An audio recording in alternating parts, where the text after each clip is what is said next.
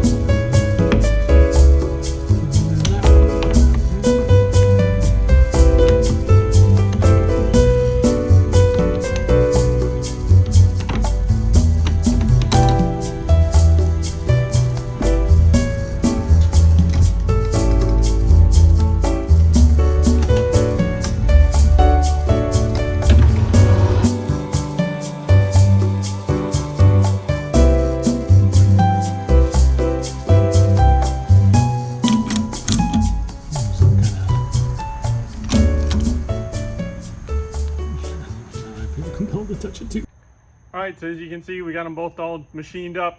Got the step machined off of them, and so the 3.5 inch diameter all the way through, so the owner can slip his 3.5 inch pipe in there to make his downpipes for his turbos. I don't know if I mentioned that in the beginning, but that's what these Marmon flanges are for. They're for the outlet of a turbocharger for downpipes, making your own downpipes. So there they are, all machined up, and we're done. Thanks for watching.